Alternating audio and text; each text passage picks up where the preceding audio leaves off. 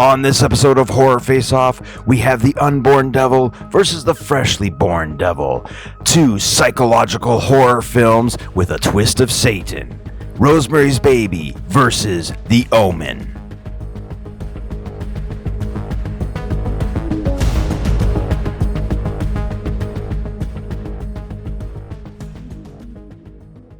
Hey everybody, welcome to Horror Face Off Season 2, Episode 1, and we've got a real cool episode. This was actually, I was trying to do this episode in Season 1, it just never worked out, but I got a real cool panel here.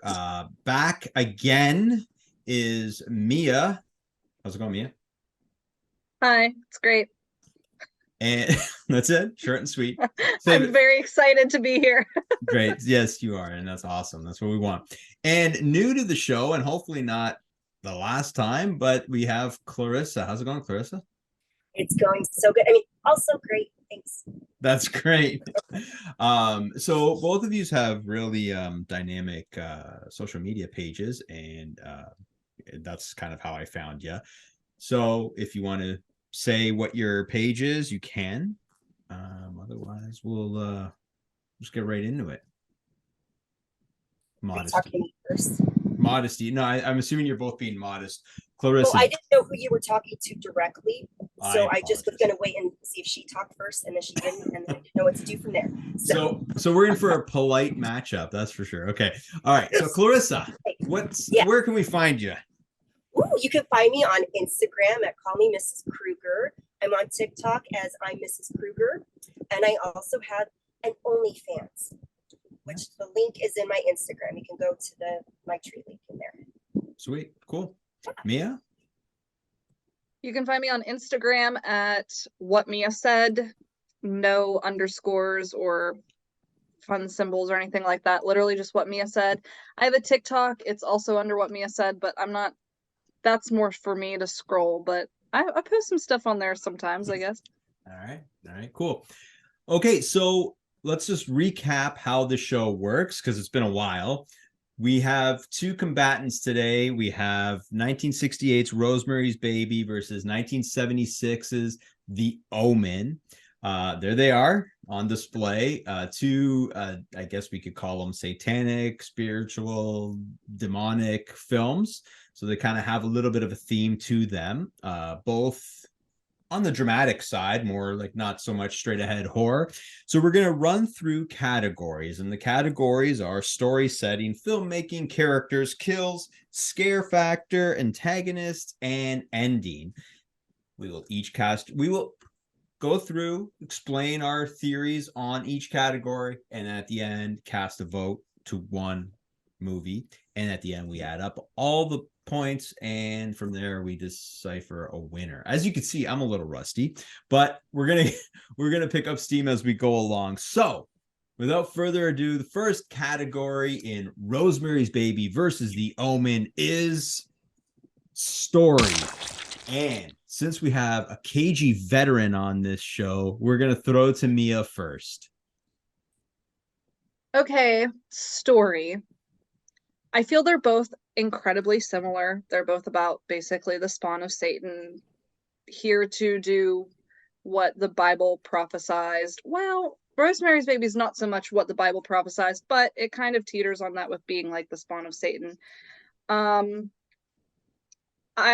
Because they're both super similar, I kind of have to go with the one that I'm more interested in, and I really love cult type films, and Rosemary's Baby talks about witchcraft and cults and things like that. So yeah, I feel more inclined to say Rosemary's Baby, so that's what I'm gonna go with. But I think it's pretty fair because they're both really similar. All right, Clarissa, you're up. I agree with her. Honestly, it was Rosemary's Baby for me. I had to think about this really, really hard though, because The Omen is also incredible. But like overall, like with her, the cult thing got me for me, because like I'm obsessed with cults. I'm obsessed with like demonic, like all those things like that. So yeah, I just loved like the story, the plot, the storyline, everything like that. It was way more in my head, a little bit more creative than The Omen.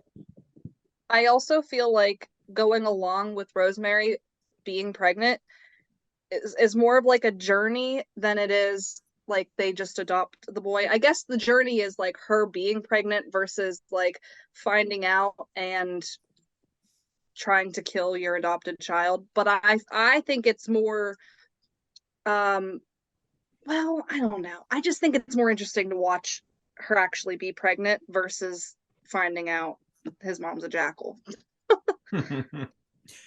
All right. Well, I completely disagree with both of you, but not completely, no, because I have love for both these films. But my thing with The Omen is, I love how it's like, and I'm dating myself here, but it's almost like a Columbo episode where it's just like it's unraveling pieces. And I know Rosemary's Baby does that too, but it's just he's going like the disbelief of this actually happening, and you see all the plot pieces have been set up, and then he just kind of goes on this adventure, takes them to Rome, takes them to Jerusalem, takes them back to London, and I just loved that adventure, that kind of that The Omen takes you on. Again, nothing wrong with Rosemary's Baby, but I just enjoyed the layers of mystery that was involved with The Omen. But so I'm gonna give it to The Omen. But anybody else want to say anything after that? I understood the Columbo reference. Nice. Okay, so and we're also. Can I add to the story? The only thing I agree with you on the story is that they ventured out going to countries. That's the only thing you got me on that. Everything else is your yeah. All right, cool. So we're gonna move on to the next category, which is setting. And this one's kind of interesting because one is pretty much stays put, and then the other one kind of moves around. Doesn't necessarily mean that that's better, but we're going to start with Clarissa this time. Can you repeat everything you just said? And I'm very sorry. Yeah. Basically I just said we're going to take it to setting now, the setting of the film. Yeah. And we're going to see which one we like better. I was saying one kind of stays put and the other one moves all around Europe, it seems. And I'm just saying, like, there's not necessarily, it's not better to move around and go all over the place, but it can be. So what's your opinion on this one? Which setting do you like better? And again, I apologize. Thank you. That's my ADHD. I appreciate you. Okay. So for the setting, the Omen on the setting. For sure. I think that they crushed it on that. Yeah, it was like, that was easy for me to pick on the setting. I'm not exactly like, do you have any other opinions, Mia? Sorry. Yeah, Mia. If I'm going to go on a ramble on anything, it's going to be this one. Do it. Okay. Because I watched The Omen last night. I watched Rosemary's Baby today. And I always try to think about these things while I'm watching the film. And The Omen does such a great job at the cinematography of your setting. Like you guys said, they're venturing different places. I think Europe is just absolutely beautiful. The house that they're in is gorgeous. However, I hate New York City. I'm not a big New York City fan at any time period. I think it's overcrowded, packed, dirty, gross. And that's where Rosemary's Baby takes place. However, you're apologize to New Yorkers watching the show, but well, not has anything to do with the New Yorkers. It has to do with the place that they, New York itself. I mean, you can live there and like it, and you can be a cool person, but I don't like it. That doesn't mean I don't like New Yorkers. That means I just don't like New York. Anyway. Gotcha. Sorry, I sidetracked you. Sorry. Shout out to Coney Island, though. I do love Coney Island. You are in the apartment building, and their apartment, specifically like Roman and Minnie's and Rosemary and Guy's apartment, more in this film than anywhere. And I love their apartments. I love the 60s. It's like the epitome of the most amazing 60s set. And like, if I want to be anywhere specifically, as beautiful as Europe is, I would much rather be, if I could go anywhere in both of them, I'd want to be in Rosemary's apartment and Minnie and Roman's apartment, because I think they're just wonderful. And again, I think that lends a hand to cinematography. The cinematography in Rosemary's Baby is just out of this world and beautiful. And I just like, oh, I just want to be there. Another thing that I love, a little Easter egg. I don't know if you guys know this fun fact about Rosemary's Baby, but it was filmed that the interior was like a soundstage, I'm pretty sure, but the exterior shots of the apartment complex, do you know where I'm going with this, Jason? I think so. Is Yeah. where John Lennon was shot. Okay, but also what's also super weird, John Lennon was shot on the exterior shots of Rosemary's Baby's apartment. Roman Polanski directed Rosemary's Baby. Roman Polanski's wife was murdered pregnant by Charles Manson, and Charles Manson was inspired by the Beatles. Is that not weird? Yeah. Is that not like a weird little funny It is very, very weird. Yeah. Yes. So anyway, that I was like really excited to talk about that when it came to I'm settings. happy you did. That's awesome. That's so wild. That's just wild. It is. Anyway, Rosemary's Baby. Thank you. All right. This one's tough for me. This was really, really hard for me. And the reason why is because I'm with you on that hotel. Like, that is creepy. Like, they don't, like, there is, when you watch that, I mean, even when they're like living harmoniously in there and it's a brief period of time, it's just creepy. And it's old, and I love that. I love, like, and then just how it connects to the other, very, very cool, and I loved it.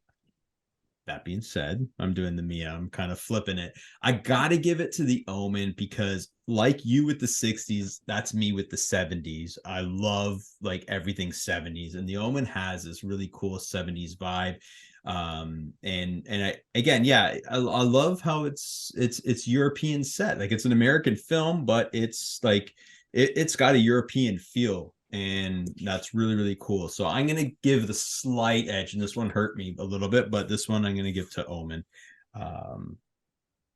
May I just add to this? Absolutely. That her argument was way better than mine, but I'm glad to take the point. Well, that's not the competition. The competition is between Rosemary's Baby and the Omen. Yes, it's not Clarissa versus Mia. But I did love what she was saying, and I just had to highlight that, because I was agreeing with everything that, like, because I can't wait to talk about like the I'm assuming we're going to talk about that maybe later. The killings. Okay, like we'll get onto it. We'll get to Mia brings the color, hair, and commentary. Yes, Mia. I would love to document that I love the 70s more than the 60s. Okay. Like you. Okay. My whole house is like 1970s dream. I have a grandma couch and everything. Nice. But I think European 70s versus American 70s is totally different, and that's probably why I'm giving the edge to Rosemary's Baby, because it's the setting of Americana nostalgia that I like. But they do, I mean, it's perfect. It's very set in the 70s. I just feel like it's very like rich European 70s versus like trailer trash 70s redneck that I love. Like Led Zeppelin 70s and all that kind of stuff. So and you're right, your page is very, very 70s. You take a lot of we'll get into that one time. Wait, so you're drinking something, so this is a time to let us know what you're drinking.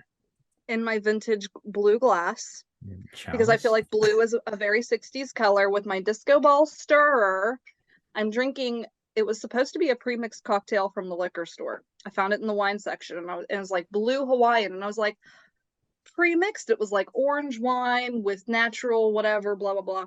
Okay, well, I was like, cool, I can pour it straight out of the bottle, it'll be great. So bad. So I have to mix it with orange juice. So it's this bright blue mixture with orange juice, and it makes it this really, could be disgusting, but also very pretty color green. And that's what I'm drinking. And nice. I mixed a bunch to refill my glass whenever I need more. All right, so if we go long, you're ready. Yeah. Okay, cool. So you're drinking something. What were you drinking? Sorry to put you on the spot. Yes, I was indeed drinking this blue drink. Nice. Also, this blue drink. Nice. Green and blue. I just needed something to, kind of. Well, I'm drinking water, but I'm drinking it out of a cool mug. It's my Frankenberry mug here. That's a very cool mug. Well, at least. Can I just say something, because I feel so jealous / left out? I cannot wait to do another one of these so I can also be at my house and show you all the cool things I have. And Yes. just wanted to add that. I can't wait for that too. And for everybody watching, Clarissa's being a real sport joining us. It's not an easy shoot for her to make tonight, but she's a trooper, so we love her for it. So we appreciate it so yes, much. absolutely. Thank you. Yeah, and the show needs more regulars, so hopefully you're on board. Yeah. We're gonna move on to filmmaking, and this one's very broad in a sense, so you could go wherever you want with it. But we're gonna start off with me. Okay, well, while I feel like we don't have like a cinematography category, that's Nope, like it's all in here. Okay, so I feel like filmmaking as a broad is different than just like the cinematography aspect. If it was just cinematography, I feel like I would have to give it to Rosemary's Baby, just because I was literally inspired watching it today. I was like, hey, pause it so I can take a picture, so I could use, I'm a photographer full time, so I was literally like, I want to use this as inspiration. That being said, I feel like knowing about filmmaking, my boyfriend and I make independent horror films, if anybody's new to who I am. I understand a little bit more on a small scale how movies are made, and I think there was just so much more that went into making The Omen. A lot more effects, a lot more outdoor scenes, which requires so much consideration to like your surroundings, things like that. Also too, you had a child actor and a dog. You're not supposed to have like kids or pets. Those are like the two like big no-nos in filmmaking, because it's incredibly hard to work with both of those things. And everything was just so very well executed. I feel like it's not just like horror cinema, it's just very good cinema in general for the 70s. It's very dramatic, it's very beautiful to watch, and not taking anything away from Rosemary's Baby, because it's also a very beautiful film to watch, but they're working with a very small cast in a small setting, and I think more went into overall for The Omen than Rosemary's Baby. So I'm giving it to The Omen. Cool. And before I throw to Clarissa, did you know that they actually were going to use German Shepherds in the film as the dogs, but they couldn't clear the quarantine timing for bringing them in from the US, so they had to use the Rottweiler. And what a happy accident that is, because like, does anything look creepier than a Rottweiler? Like, so yeah, just a little interesting fact I'd throw in there. All right, we move to Clarissa. Yes. And is this about the directing? Is that just make sure? Yeah. Yeah. Directing? Oh, The Omen for sure. But because this is why it was just much more exciting to watch. There was a lot more going on.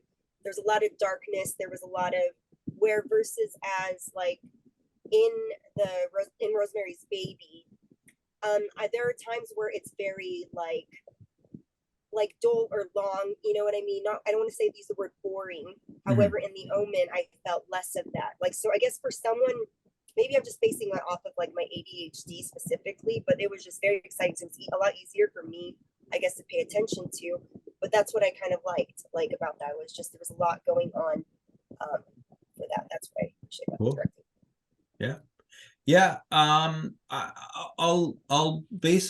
agree with that, in the sense that, like, you know, I have no problem with Rosemary's Baby as a film. I love it. But if we're being honest, it's slow, right? Like it's a slow burn, and it's intentionally that way. So I don't fault it for being that way. It's intentionally that way, and it's effective. So that's crucial.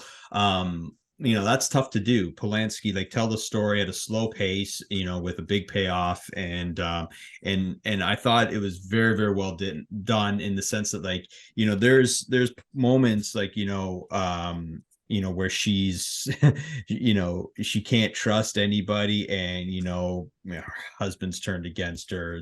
And then when the doctor, you know, backstabs her and stuff like that. And it's just this claustrophobic feeling, like, what the hell would you do, right? Like, and I think that's the point when she got the knife in the back from the doctor, and she got right back to where she started from, like, when you thought she was making progress to break out of this, and then she that kills me, and it's like, that's effective, and it was done well.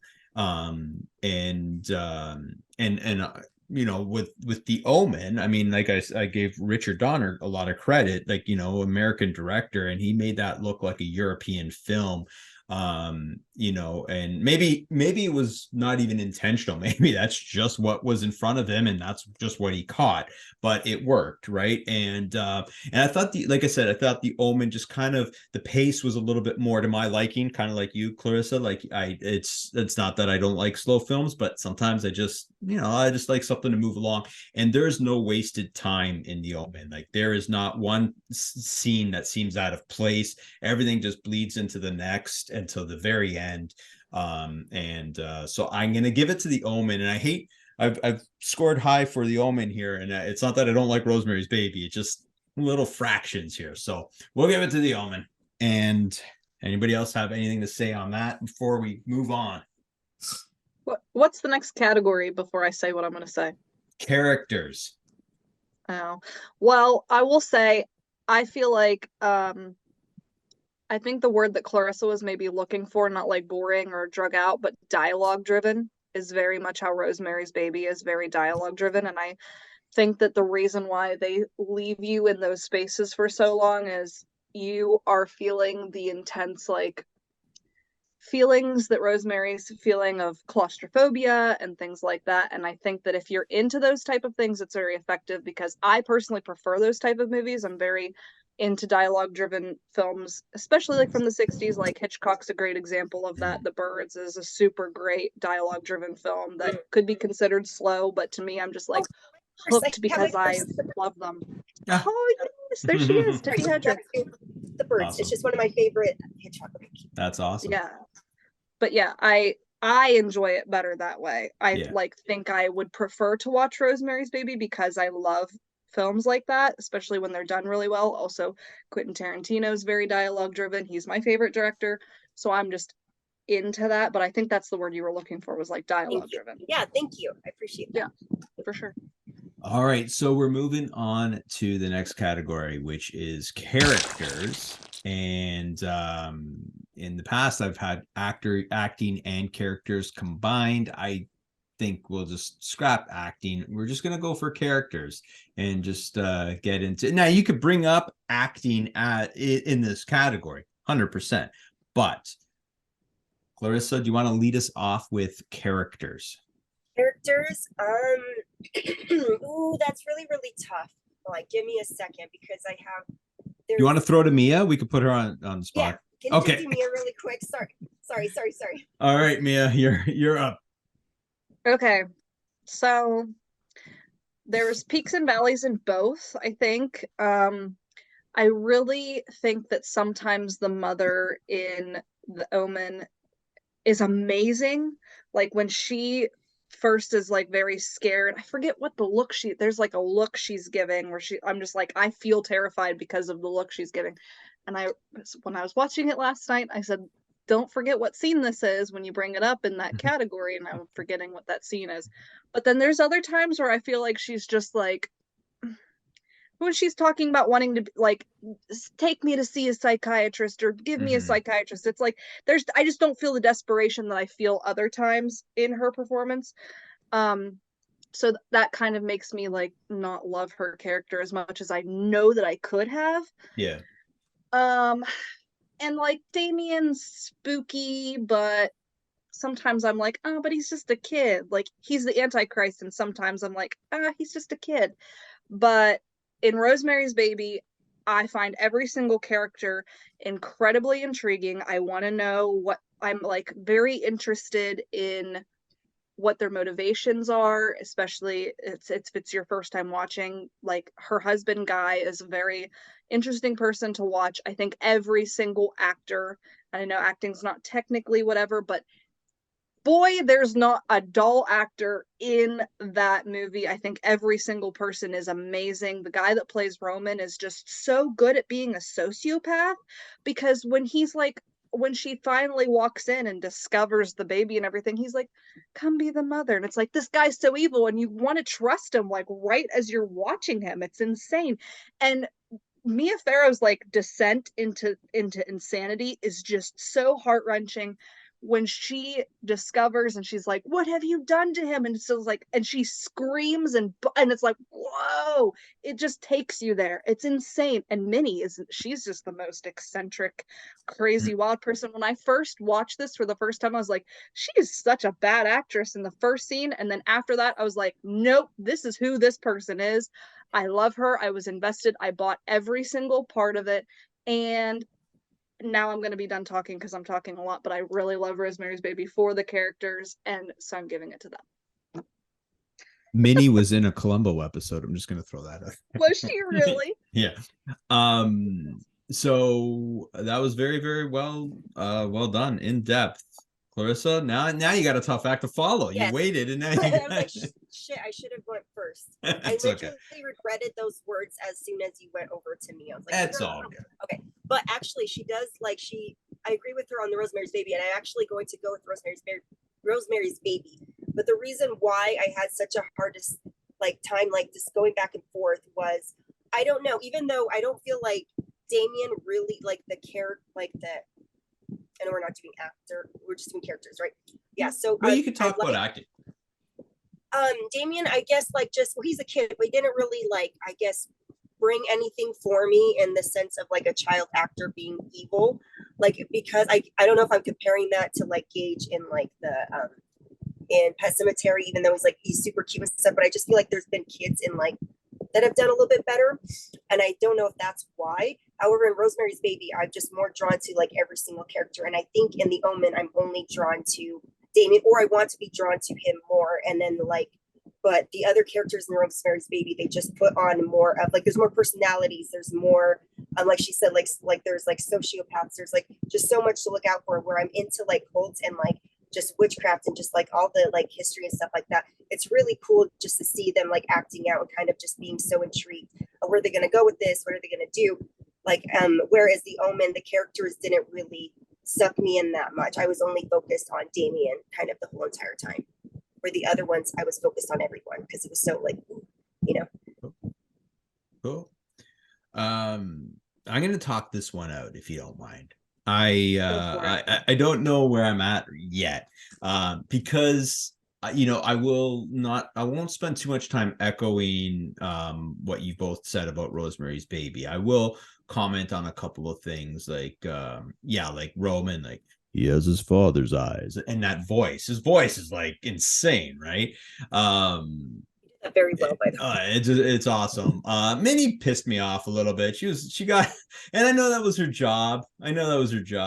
But she kind of annoyed me. If I watch a movie too many times, it gets a little annoying. So I will say that Guy, love the character. It's like every desperate actor, right? And he does it well. He starred in a Columbo episode as well. Sorry. I don't know where this is. I'm losing all my younger viewers right now. Anyways, so Rosemary's Baby had brilliant characters. Like I said, the doctors, what was I forgot his name now. I'm usually pretty good. It's like a Saperstein. Yeah. I mean, and who was it? Is it Ralph Bellamy that plays him? I think it is. It's just such a and he's a bigger actor, and it was just such an understated role, or performance, but it was so well done. It was it was pretty creepy. Now, the one thing I will say with The Omen is I don't really look at Damien. Damien was made to be a normal kid. That was the direction, not to be a freaky kid, just to be a normal kid, and everything around you will be I agree. The wife, Lee Remick, was kind of stoic, and in a way, when she died, except for feeling bad for Robert Thorne, you didn't really care too much, if you could say that. But you know, like the priest, right? You know, that was a creepy priest, and then the priest in the beginning too, like, you know, that was that offered the child. But then, like, you know, Gregory Peck as Robert Thorne, like, it's Gregory freaking Peck, like he's like one of the greatest of all time. But Mrs. Baylock, the character of Mrs. Baylock in The Omen, is such an underappreciated performance in all of horror. She is awesome, and she did very, very well. She kicks butt. So that's where I'm at. I think she's the scariest part of The Omen. Oh, definitely. Like when she's looking, like sinisterly, I'm like, bro, that face scares me more than the thought of the Antichrist being on Earth. She's crazy. Yeah. But even as a character, like, where did she come from? She was sent from the agency. She just appears. She's just like to do the, you know, the work of the devil. Like, where did she come from? Like, what bus did she come off of? Like, it's so much mystery. So I really love that. I've never done this before where I've wavered on my own show, but I'm going to give this slightly to Rosemary's Baby, just because I think there's a few more characters in there with more depth. So we'll give a pretentious answer and go with depth of a character. Rosemary's Baby. So we move on. Now, this category is interesting because, unlike a lot of horror movies that we cover, kills, there's not a heck of a lot of kills in these movies. However, there are some. So we will throw to Clarissa this time. No, and you can't pass. Oh, I wasn't going to, because The Omen. Well, I feel like that's kind of like an easy answer, because I feel like there's more kills in The Omen versus Rosemary's Baby. Yeah. So I'm trying to like open my mind and stuff like that to just like well, it has to be The Omen. And here is why. The way the first kill where she like hangs herself and she goes, Damien, this is for you. Shut the fuck up. That just wins. That one just wins because like we're at a children's birthday party and she does that. And that is so eerie and that just like stands out. But on both of them though, I will say that they did very good, especially for like the years, like 68, 75. Like they did really good job for the makeup and the special effects to make it for what they did. Versus like, I feel like I know this is like not necessarily the topic, but I feel like I've seen like it looks better than some 80s movies, in my opinion. Yeah, I agree. Mia? I think the effects probably look better because the budget was probably bigger. Even being a horror film, these were looked at more cinematic, dramatic type films, and they came with a bigger budget than just a straight up horror film would. So there was more care taken into those effects. I think you'd be stupid not to say The Omen, because like the only real kill I think that is in Rosemary's Baby is he dies from a coma, and it's like you don't see it. It's just like a spooky witchcraft spell. Is there another one? I'm trying to think. No, the Terry. Yeah. Terry, she like out falls, or she the commits window. suicide. She jumps from the window. She's the one with the necklace with the. Oh, that's so far in the beginning of that movie. I totally forget. Like that movie's so long. They don't even show it. Also, they still don't show it. Like just like that. Like the other one, they don't show it necessarily. Yeah, Omen, they do show her body on the ground, which I think is like pretty spooky. Like when I saw that glimpse, I was like, "Ooh, that looks scary." But The Omen, I think too, you have that element of the pictures are predicting how they die. That's a terrifying underlayer to their death, which I think is really cool, because like you can start to see, like you'll see a line through his head when he shows the picture of his reflection in the mirror, and it's like, okay, so you know it's through his head, but then now you can start wondering, how is his head gonna come off, or how is he gonna die that way? And so that becomes to be like a fun part of the killing process. But yeah, bro, like a pole through the shoulder and you're just standing there. So cool. Those kills I think stand up even to like a lot of other films, like even slasher films. I would probably give it to The Omen, because they're just, I mean, like you said, look at me, Damien, it's all for you. And you're like 15 minutes into the movie at that point. Like you guys said earlier, waste no time. Yeah, it's like, let's go. Nanny's dying. She's committing suicide and giving it all to the kid at the birthday party. You know you're in it. At that point, you're like, well, let's go. What else could happen at this point? You've already seen the worst thing that could happen. It's just gonna get crazier from there. So yeah, the Omen for sure.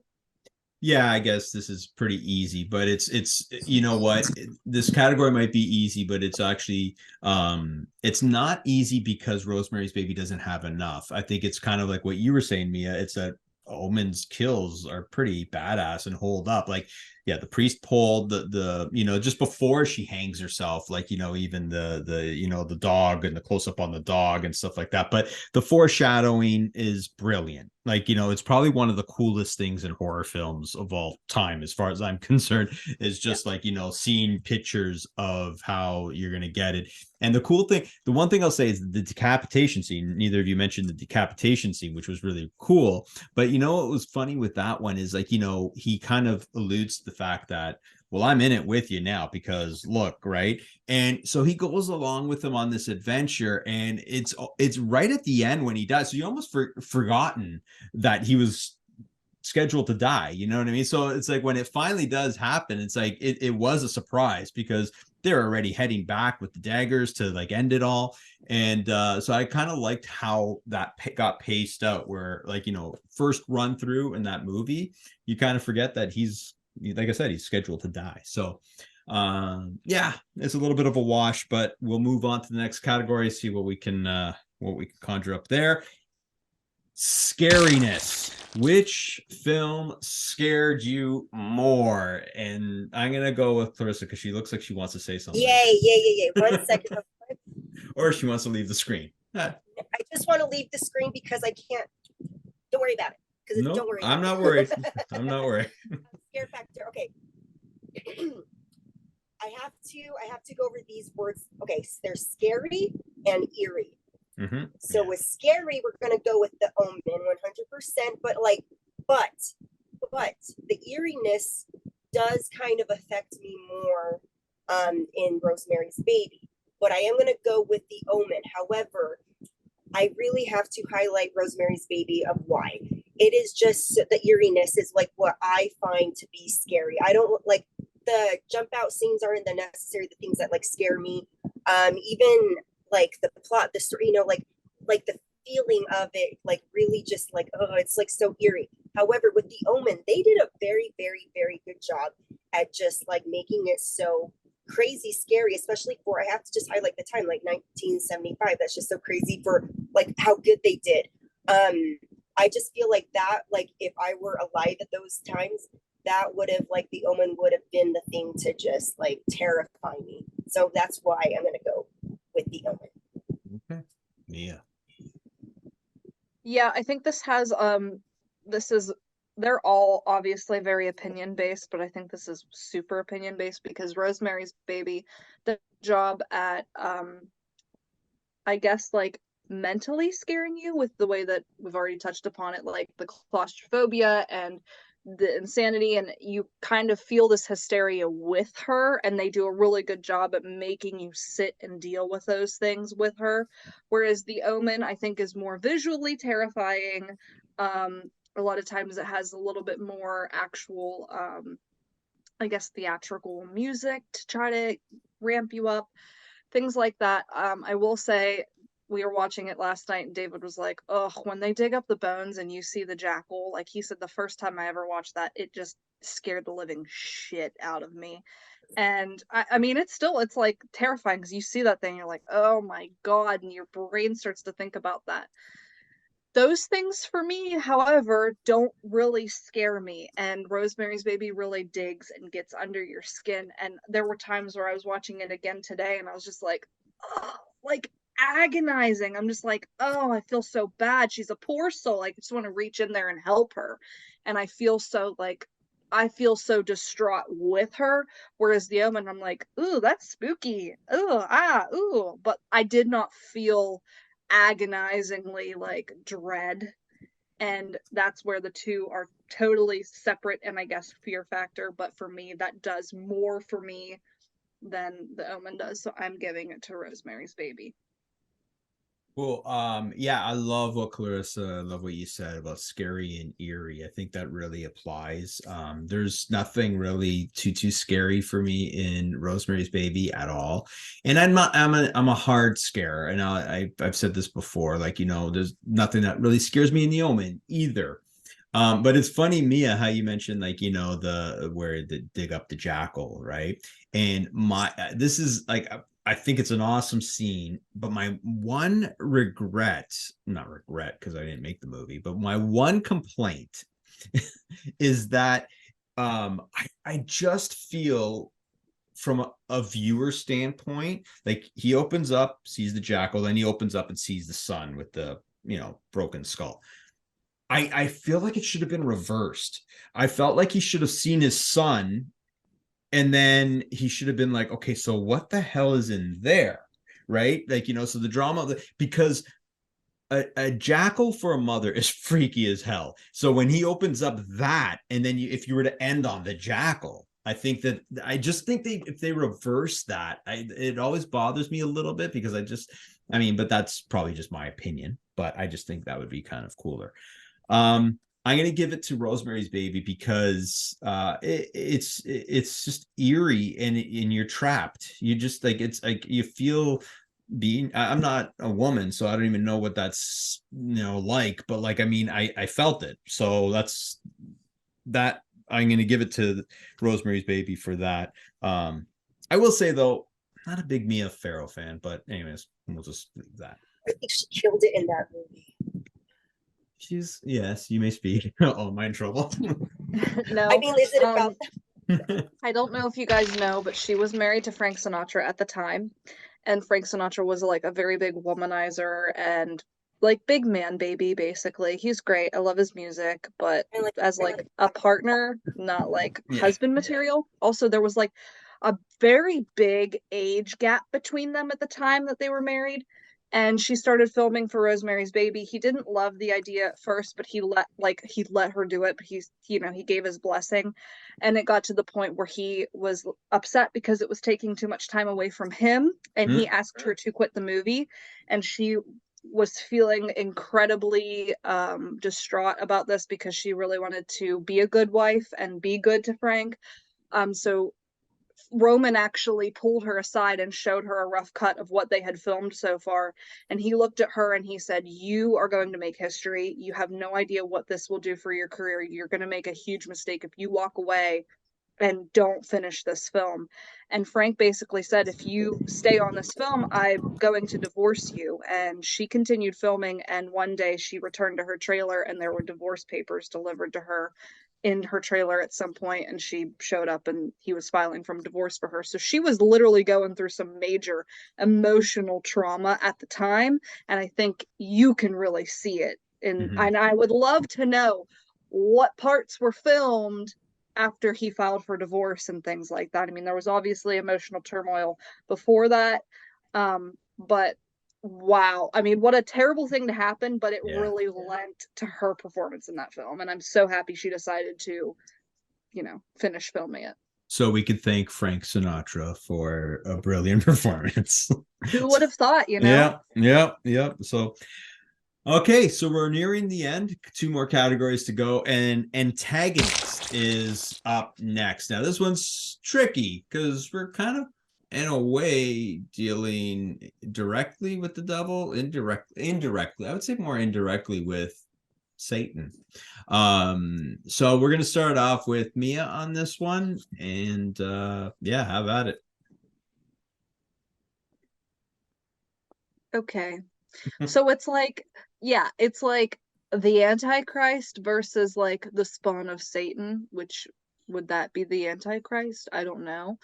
But I really kind of want to go broader to that and be like Damien versus, let's even go to Roman, because Roman is the son of what's his name, the head witch man, and he's kind of a lot of the reason why the whole movie is going into, shifting to the devil. So I said earlier, he scares the crap out of me. His performance is amazing, and the fact that you know, he's just like this 79-year-old dude that is still charming as all get out, can move around freely and continue to manipulate a situation to go his way, versus I guess the devil child. I don't know. I just feel like it's got to be Rosemary's Baby, because that, like, ooh, also too, like the rape scene, Yeah. when you see it, not even necessarily like the flash of the eyes, okay, spooky, but like the hands and stuff on her, and she's just like talking to somebody. I'm like, bro, that's terrifying. And I think the devil in Rosemary's Baby versus, I guess, the Antichrist is more terrifying than the Omen. So yeah, giving it to Rosemary's Baby. Larissa. It's easy, Rosemary's Baby. Honestly, like, and maybe just the way that they presented it. I don't know. Yeah, Rosemary's Baby, just the way, the manipulation of Rosemary's Baby is I think what wins for me. Like how they go about just the manipulation. Just, I feel like, side note, did we go over the acting already? Like, was that earlier? Characters, but you can bring it up. You can get right back in there. Because I know you're not. Oh, wait. She's really fucking good. Wait. Sorry, just backtrack of that last sentence you said. You just kind of cut up a little bit, but oh, sorry. I just said, the end. I know that you may not be a fan of Mia Farrow, but she did really good job at just like acting like just very like she doesn't know what to do. Like she's just very like duh. And I don't mean that to be like rude, but like that they do a really good job at just like, especially back in those times where women didn't really have much more of a voice, times were different, like the men kind of like just like the whole manipulation, and I like the husband and everything, even getting on it and doing like going with it. That part, just the manipulation itself is what gets me for Rosemary's Baby. Right, cool. So I've said this on this show before, and I like, you know, a lot of people find kids scary in movies. I don't. I never do. But I find old people freaky as hell, and I think that's underappreciated. I think old people being scary should be a lot more of a thing. And this is an example of that. Now, Minnie isn't exactly scary, but she's so unassuming that it's just eerie. Going back to that word again, Roman is freaky. Like, you know, he's just, again, it's a word I used already, but he's very stoic, but this time in a positive way. Calm, cool, collected, in control. And but then it's not even just that, it's Dr. Saperstein. Like, you know, he's freaky. Why? I don't know. He's old. But, and nothing against old people, but I just got to give it to Rosemary's Baby, because yeah, you could big picture it and it's the devil in the Omen, sure, but really it's just supernatural events that are happening, and if you're to attribute it to anybody, it would be Damien, and inadvertently, right? So that's cool, but when you look at a group of Satanists, like, that are of all kinds of, you know, races and stuff like that, that's just real, and that is just messed up, and so that I would give it to Rosemary's Baby on that one. All right, so we're on to the last category. We did it. So drink up, take a swig, and let's have at it. The ending. Who wants to start? Well, I'm not going to give any choices. I'm going to go with Clarissa. Clarissa, what movie had a better ending? Dun, dun, dun. Rosemary's Baby. Rosemary's Baby. But okay. The Omen did, Rosemary's Baby. I like the mystery to Rosemary's Baby towards the end.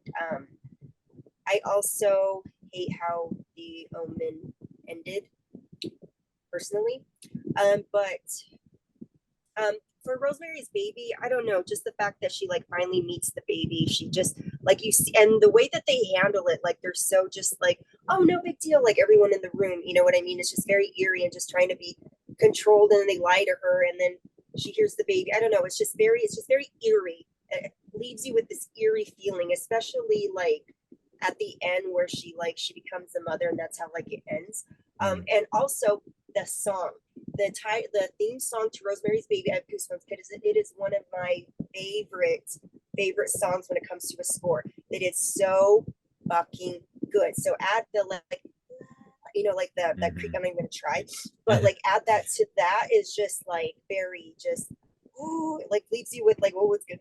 Now what, you know? But may I add though? Never mind. I'm gonna add that as if they do at the ending. I'm gonna pass it. Well, this is the last category. I would go for it now. Oh, are we gonna do like after this, or are we just gonna talk about like any like side notes or anything like that? Or just You want to do side notes? We Yes, could after I've this. never done side notes on this show Let's before. do side notes, please. Okay. And Okay. maybe help before you make the final decision. I do want to have some side notes after the ending. Okay. All right. Okay. So a special episode of Horror Face Off. Stay tuned for side notes coming up after this episode. Okay. So we'll go to Mia. I could never do side notes because I need to say what I'm thinking right then and there, or it's gonna be gone. So I'm all over the place notes. This one I have to talk out because I think they both have really great endings, in my opinion. I hate and also kind of love that Gregory Peck gets shot right when he's about to kill Damien, because I think it's like, duh, obviously the devil's not gonna let that shit happen. But also too, it's like incredibly frustrating because it's like, bro, after like the second thing, I would have been like, yeah, let's kill this kid. No, you had to travel all across the freaking world to be convinced. So that kind of pisses me off a little bit. Kind of like, yeah, you kind of deserve it because you could have been done. Like your wife could have been still living and you had another kid in the womb, you know? You could have dealt with this a while ago. But the devil winning, also Damien's face at the end, oh, so good. It's like it's very much reminiscent of like a Stanley Kubrick glare kind of type thing. I think it's just very smart to be the ending image and the last thing that you see in your brain after watching that wild trip. But in Rosemary's Baby, that ending, that climax of her, you know, going through the hidden wall and him coming back in and her hiding last minute, and it just feels kind of never ending because it's like, oh, that's really good. And it's like, oh, then she walks in and everybody's just like, nobody really says anything. They're all just like, and like her husband stands up and then he's like, oh, maybe I shouldn't do this. It's just very weird. It's super weird. And they're all just like, okay with her being there. Like you said, it's very creepy and eerie. And I also want to give points to the fact that she's like, you're rocking him too fast. And he's like, she's the mother, whatever her name is, get out of here. And she like backtalks and he's like, go sit down. Like, I was like, yeah, tell that bitch off. Like, she's being an idiot right now. And I also like kind of love the idea of, did Rosemary totally lose her sanity and she's like, well, I guess this is my life now and I might as well be a mother to my kid, whether it's a devil spawn or not. Or if she's like, I'm going to play along because I'm still smart and I haven't been taking my meds. And who knows what's going to happen? Is she going to kill it, you know, when they're least expecting it?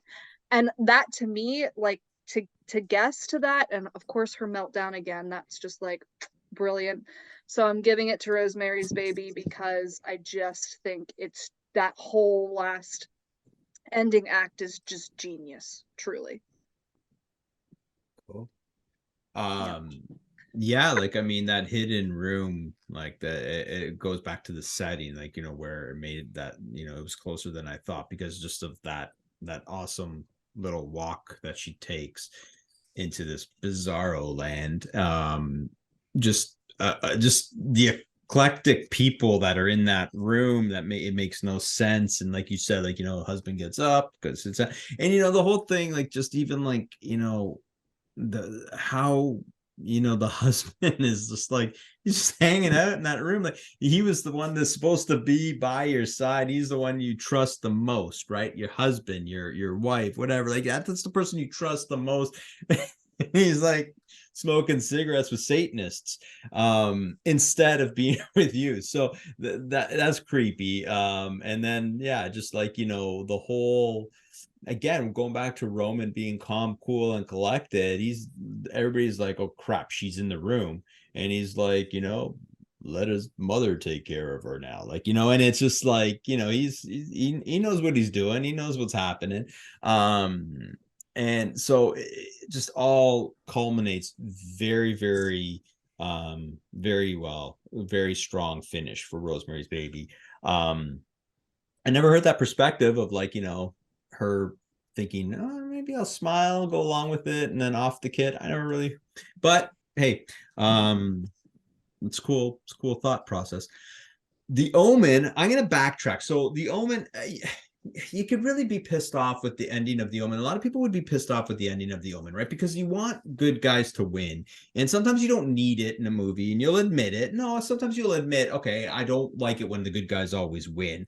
But in this thing, where you're going on this adventure with this guy for this duration of this time, and then he finally does it. He finally goes back. He travels Europe.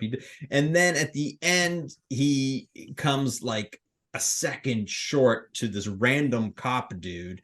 That hurts, and it's supposed to, right? But I'm going to backtrack a little bit because we've done this before with the ending, not just the very ending, but the whole process of when he returns to his house and he's walking the house and the dog is there, and then he traps the dog, and you know, just it's quiet, and then it's like bitter, like slamming, you know, bitterly slamming shut doors and stuff like that. And then again, going back to Mrs. Baylock, right? Like she's sleeping in her bed, looks at the trimming of the hair. So to me, that's all part of the ending, right? Like, and that reveal is like crap. Now, I'm going to assume, Mia, you don't have kids, because based on your comments, it's pretty hard to, you know, look at the child that you have and, you know, decide to stick daggers in them just because, you know, they're assumed to be Satan. Because again, Damien was so authentically normal, like real, like he was just a kid. So it's not like he was ripping out, you know, Robert Thorne's hair and stuff like that. I know he was causing the mom problems, but obviously he didn't care that much. So like it was a dilemma, and so for him to finally come to that realization was like, I like the way it played out. This one's hard for me because I think if we're going by the very, very ending, I'm going to give it to Rosemary's Baby, but the whole ending sequence, I think Omen kind of delivered. Yeah, so I slightest of fractions, I'm going to give it to Rosemary's Baby. Didn't he see the jackal skeleton before he saw the 666 on the back of his head? Yeah. What more proof do you need? I just am like, yeah, you kind of deserve to die. You literally have somebody like, your wife is pregnant, and then she's like, I just found out I'm pregnant. It's like, hello. Okay. Hello? Okay. Let me put this into perspective. You've got a really healthy relationship with your guy, right? Yes. Okay. So would it be easy for you if you were given a whole bunch of clues that he was a Satan, if you were given these clues and these abstract, you know, clues at best sometimes, you know, I mean, you got to understand, like, would you be able to, while he's sleeping, just, yeah? I'll tell you why. Please. I think I'm a little bit of a sociopath. Okay, well, that explains a little bit. I really just would be like, well, this is plenty enough proof. I mean, there's too many things. The dog, Mrs. Baylock is a sign in itself. Like, your whole life, okay, he's going to be brought up in the political world. You're a political leader. There's just too many, way too many. It's not like 2 or 3 things. It's like a million jillion things. But that could be astrological, right? Like, you know, you read your sign and, you know, you're going to have a great day today. And then at the end of the day, you're like, wow, it was right. I had a great day. You know, I'm just saying that they were signs and they added up. And that's why at the end he did what he did. But until he snipped the hair and saw 666, it's still a child that he was raising for like, whatever, 8 years, 6 years. I think if they would have, like, if it would have truly been their child and like 100% like they conceived it and everything, I could see where there would be a little bit more of like a toss up. But like, bro, that priest with the half melted face was telling you what was up, and you like what? It's not really your kid. Fair enough. Dude. That's a great point. It Is a good point. Bit. I still think, and that child is the reason why your real child is dead. Yeah. Well, I don't know. I just don't. No feeling there. Sorry. Well, yeah, no. I mean, I still think it'd be kind of hard to, shank a child, but if you find it easy for the greater good of humanity and for the rest of your life, Listen, if it was the three of us in this movie, we would be very grateful, Jason, you and I, for Mia, because we could just like this and she get over with and we can move on. That's me. Anytime there's a spider somewhere, there's a spider. I take care of it. It's like, don't worry. You need to get the job done. Just know like your strengths and I just know that like my anxiety and like my, I don't know, maybe just growing up feeling guilty all the time, like, which is like, I don't know. Yeah, I'm good at just dissociating. But that's what I love about Mia is that like, because I would need Mia. Does that make sense? I wouldn't be able to do it. So like, you have to do this. Yeah, I'm really good at just dissociating and doing what needs to get done because it's what I've had to do my whole life. Awesome. And without getting too much into a ramble, but like it's like how people feel about religion these days and stuff like that. And he wasn't exactly an overly religious person. You kind of got that feeling. So like he's listening to all these religious people, and he's like, he'd be like, okay, come on, anyways. But I do agree with a lot of what you said, and in the end, it didn't really matter. So before we go to the results, what is this? Side notes? What was it, Clarissa? Side notes, because let's do where it. they necessarily applied in the conversation, but I feel like it has to do with this a little bit because the Omen wins on this thing. Okay, so what happens, like all the stuff that went on behind the scenes while they were filming, before they were filming, that has to do with like satanistic stuff and like, just the Omen, they went through so much stuff behind the scenes. Rosemary's Baby, a little bit, like that's why I like where she highlighted like the Charles Manson, like the whole connection and everything like that.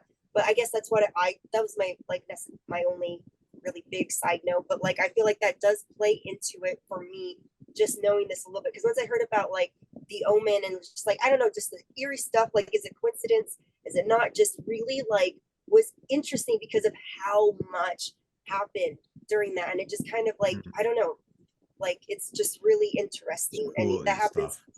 Yeah. There was a lot though that happened with Rosemary's Baby. Like a lot, like 3 people died.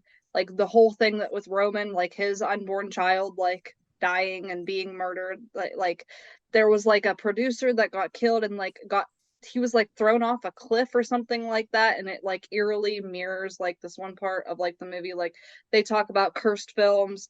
And Rosemary's Baby had like a lot more than just that John Lennon like weird thing. Like there was a lot that happened on Rosemary's Baby too, and the aftermath, like people like just happening to die. And I think people just like, that's just like the lore to it all. I think people just, Exorcist is the same way. There's a lot, but there was a lot more that happened with Rosemary's Baby too. I feel like they both had the same amount of like weird. Bad coincidences that happen. The thing with Omen, I actually did a special before with a long time on my channel about the Omen of all the different things, like the planes were struck by lightning and with the negatives and stuff like that. But like with a lot of these movies, I take it with a grain of salt. You have big crews, people are gonna die. Like it could happen if the movie runs like a year in production. Guess what? You're leaving yourself a lot of time for like accidents to happen to someone, to something. With the Omen, same thing. There was the I don't know if it was the cinematographer. No, I don't think it was him, but he died in a car. His wife was beheaded in a car crash. That actually did happen, but it was said that he was in the town of Omen, and he was on Route 66, and his dashboard, his odometer said 660. It kept growing. So I was reading this story, right, and it was just his wife got killed in a car crash. And then, you know, a year later, you know, it was on, you know, it was in the country of Omen, and then it was on the city of, or, you know, Omen, and then it was like all these like 666 street signs and stuff, and it just grows, right? So I don't know how much I you know, trust into all of these things, but I will say it's great stories. And Omen, I'm definitely more familiar with the Omen ones, Clarissa, than I am with the Rosemary's Baby ones. But yeah, cool. People love that stuff. They want to Yeah. latch on to it. It's urban legend things. I They're do going to love turn off the lights and say Bloody Mary. People just want to Mhm. talk about that and find a connection because, you know, us as society, we're very intrigued by that and we want to believe in that type of stuff. So I think it goes with like the lore type thing of making a scary movie about, you know, And that's what you love, cursing right, Clarissa? God. Clarissa, that's the kind of stuff you love, right? Yes. Oh, yes. Like a girl can dream. Like I always wanted to be a ghost. It was Satan. I just knew it. Let's go get our crucifix. You know, like a girl can dream. But that just stuff like thrills and excites me. Do I want to get involved in this in real life? Fuck no. I do not mess with this because how much I believe in it. But one more side note: how ironic is it that so Rosemary's Baby 68, Omen 75. Okay, so Rosemary's Baby, she gets pregnant with Satan, right? Skip over to, we don't know where Damien comes from in the Omen, and all of a sudden they have like the Antichrist basically, and it's kind of like I know that they're like with the age of Damien on the Omen and everything like that. There's kind of like a connection where it could have been yeah, I got where you're going. And it's really I don't know. I just thought it was cool to put the two beautiful movies together. You've both brought so much color to the to this show, this production. So that's awesome. Well, I usually take a break and calculate the winners, but because we're also long-winded in a good way, I was able to calculate the winner, and the winner of the season Mia's getting ready. Season debut, and this was close, and that's what I love. I love it when it's a close battle. Season 2, episode 1, Rosemary's Baby versus The Omen. Winner is, with 13 votes to 11, Rosemary's Baby. So there it is. There it is. Rosemary. I'm shocked. I'm actually kind of shocked. I thought The Omen would take it, but what do I know? I think Mia went heavy on Rosemary's Baby.